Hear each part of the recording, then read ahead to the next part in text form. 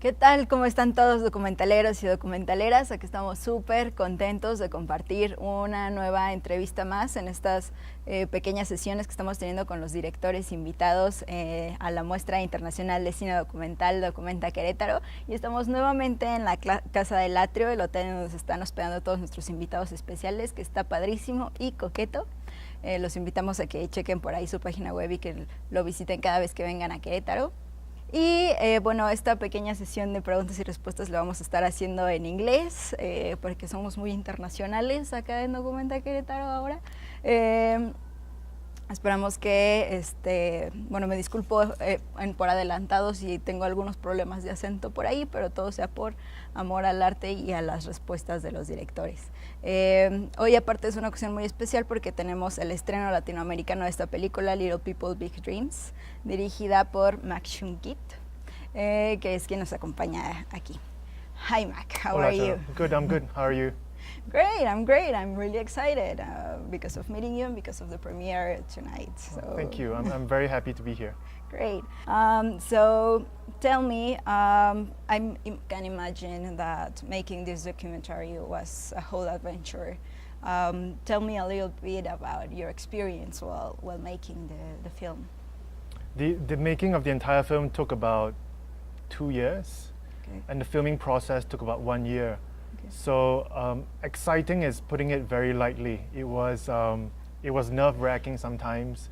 We were traveling across China when it was a snowstorm, and we were buying tickets online, trying to reshuffle our itinerary because airports were shut down.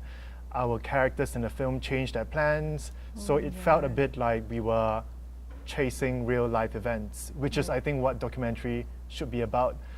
It was very stressful when it happened, but now looking back, we are glad that it happened because of the film that we have before us now.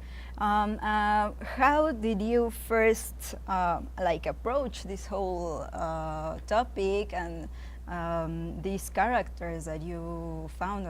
I mean, like watching the trailer and starting watching the film, it's like so surreal. Like you can't imagine it's a true story.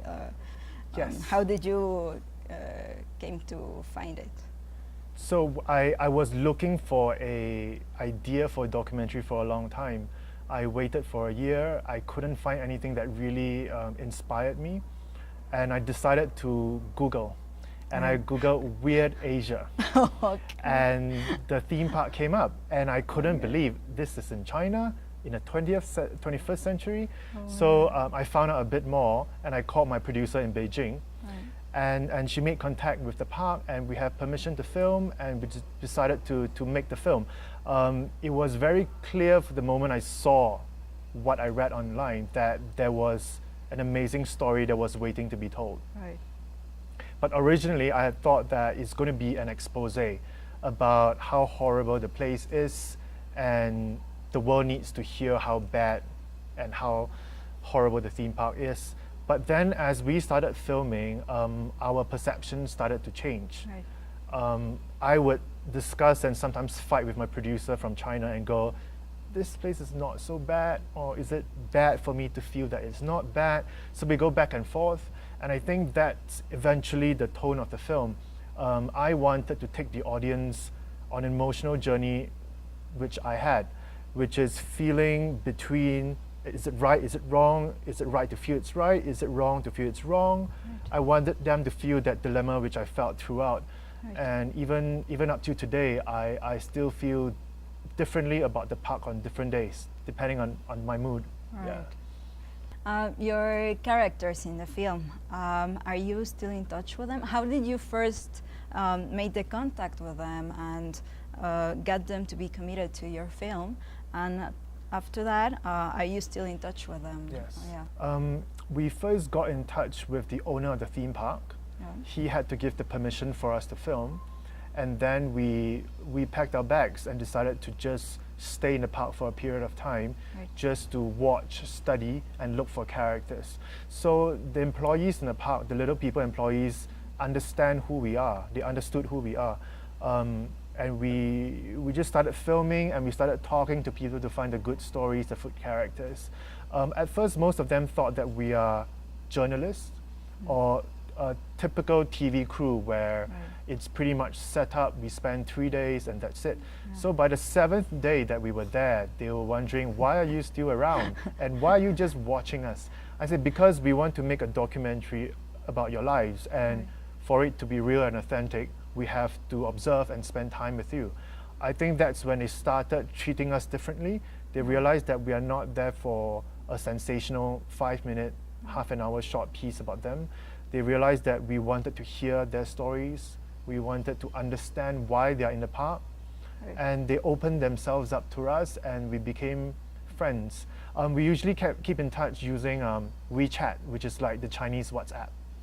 So every time they have an update in their lives, they want to do something that they feel that we should film, they would update us, and then we'll fly to China and try to capture that moment. Oh my God, and how many trips do you think you made to China, like going back and forth to make those?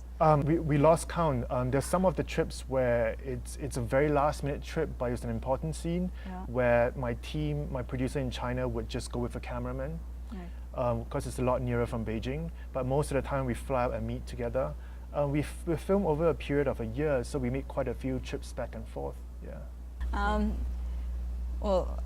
You are such a young director, and like having the experience you already have and working on the next project and everything, like what do you think is your secret, or what advice would you give to these young filmmakers that are not only like part of our crew in Documental Querétaro, but are also like following all of the films we're showing and everything? Like, what would you advise to them on their first projects? Well, that is something I feel is very important. I need to think about it. But I feel that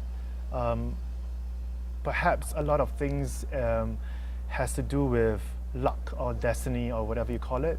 And I've been very privileged. I had the right people guiding me. I have the right mentors in my life. I think the most useful advice I can give someone who is making their first film, it's probably to study what is out there, to understand what you like, who you like to work with, and find someone with the experience to learn from. Find someone who can be your mentor, who can introduce you, because it can be quite an intimidating world where there's a lot of money involved, there's a lot of filmmakers, there's very little funds going around. So to make your first film, you need to have the right contacts. And I think creatively, you should be able to have a lot of confidence to make the film. Confidence in the subject matter, confidence in your characters, and maybe the most importantly, confidence in yourself, because the confidence can cover up a lot of inexperience. It can win a lot of favors, and it can win the respect of a lot of people who may want to work with you.